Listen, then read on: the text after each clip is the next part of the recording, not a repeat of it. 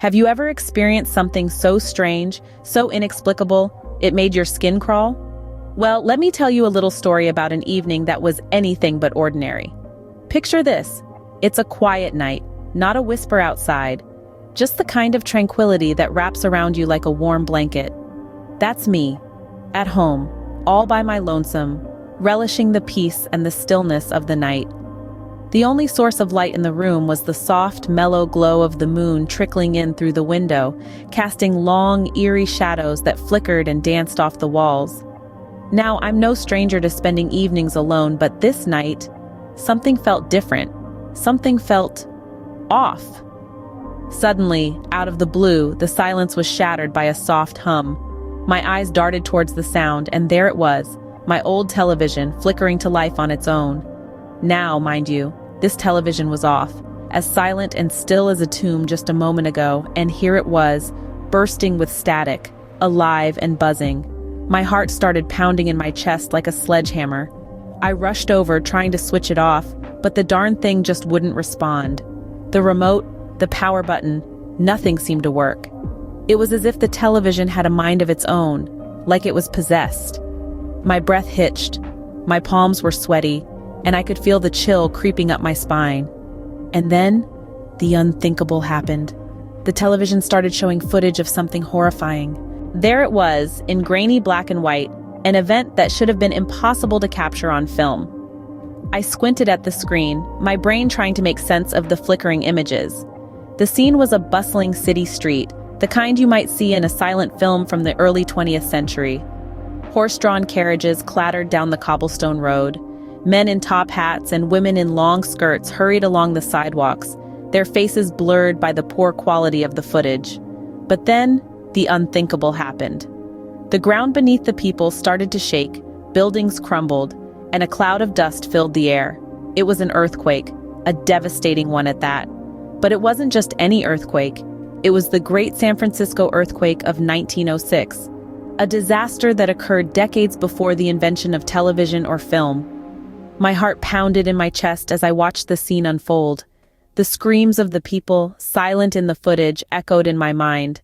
I could almost feel the ground trembling beneath me, the panic and chaos palpable even through the grainy images.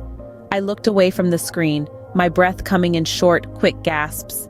This wasn't just a reenactment. It was too real, too raw. But how could this be?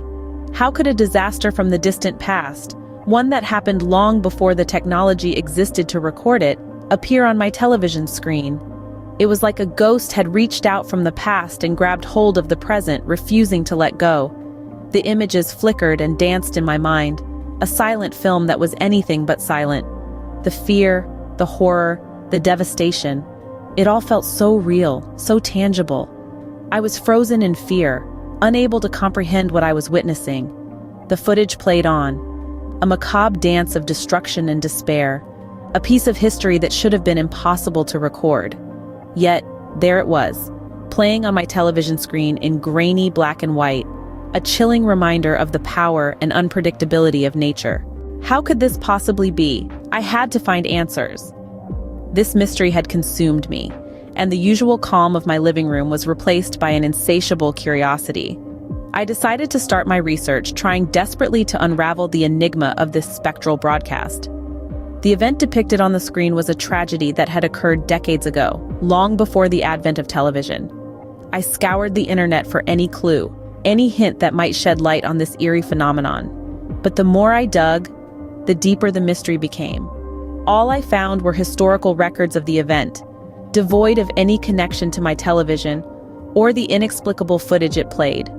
I attempted to turn off the television, hoping to break free from the eerie grasp it had on my evening. Yet no matter how many times I pressed the power button or unplugged the cord, the images continued to flicker on the screen. The device seemed to have a mind of its own, relentlessly broadcasting the chilling past. My desperation grew with each failed attempt. The logical part of my mind was losing ground to the fear and confusion. I kept asking myself, how could this be? How could a machine play something it shouldn't, something it couldn't possibly have? But no answer came. I reached out to friends, to experts, to anyone who might have an explanation. But no one could provide any clarity. The consensus was clear. This simply should not be possible. But the reality in front of me was undeniable. My world had been turned upside down. I was caught in a web of uncertainty, a maze of questions with no clear path to the answers. I felt like I was chasing shadows, trying to grasp the intangible. The more I searched, the more questions I had. And then, it happened again. The television flickered, and the familiar dread washed over me. The search for answers was far from over. The mystery was deepening, and it seemed like I was only scratching the surface. Just as I was about to give up, the television switched again, showing another horrifying scene from the past. The screen flickered to life with an image from a different era, yet the terror it induced was just as palpable. This time, it seemed to be a scene from a wartime battlefield, soldiers falling left and right, their faces etched with pain and fear. The cries of the dying and the sound of gunfire filled the room, creating an atmosphere of dread and despair. I watched, frozen in place, as the battlefield scene played out in front of me. The footage was grainy and black and white, but the horrors it depicted were as clear as day. The soldiers on screen were young, some of them not much older than boys really, their eyes wide with the terror of what they were facing. I could see the desperation etched on their faces, the hopelessness and fear. It was a stark contrast to the innocence that should have been their right at such a young age. The fear inside me was growing, feeding off the horror unfolding on the screen. I felt a cold shiver run down my spine, a sense of dread that was almost palpable.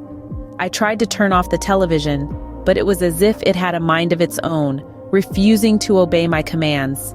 I felt helpless, trapped in my own living room by a television showing scenes of unspeakable horror. As the scene played out, I found myself wondering what was happening. Was this some sort of sick prank, or was there more to it than that? I couldn't shake the feeling that there was something sinister at play, something that went beyond the realm of normal understanding. The fear was becoming almost unbearable, a weight on my chest that made it hard to breathe. I was on the edge of panic. I didn't know what was happening, and I didn't know how to stop it. The television continued to play its horrifying scenes, the flickering images painting a picture of a past filled with pain and suffering. And as I sat there watching the atrocities of the past play out in front of me, I couldn't help but wonder, was I next? And that's when I realized I was dealing with something beyond my understanding. A chill ran down my spine as I sat in the eerie silence, the haunting images from the television still flickering in my mind. I felt a knot of fear in my stomach, a sense of dread that I couldn't shake off. It was like I was trapped in a nightmare, only this was real. I tried to make sense of what I was seeing, tried to find a logical explanation. But how could one rationalize a television set showing footage of an event from long before its invention? It defied all reason, all logic. In desperation, I reached out for help. I told my story to friends, to family, even to the local authorities. But no one believed me. They thought it was a prank, a hallucination, or perhaps just the product of an overactive imagination. But I knew what I had seen. I knew it was real. The terror was too much to bear. The once comforting walls of my home now felt suffocating. I couldn't stay there, not with the television, not with the inexplicable horror it brought. And so I made the difficult decision to leave, to abandon the place I had once called home. As I packed my belongings, I couldn't shake off the feeling of being watched, of being haunted. The silence of the house was deafening, broken only by the occasional creaking of the old wooden floorboards. I felt a cold shiver run down my spine, a final reminder of the fear that had consumed me. And as I left my house, I couldn't help but wonder, what if the television wasn't the only thing that could show us the past's hidden horrors? It was a chilling thought, a question that lingered in my mind as I stepped into the unknown, leaving behind the unresolved mystery of the television. Y'all, we're wrapping up here, but don't you go anywhere just yet. Show some love, hit that like button. Fancy more content like this? Go on, subscribe and let that bell icon ring so you won't miss a beat. Thanks for tuning in, and remember, sharing is caring. Until next time, stay tuned.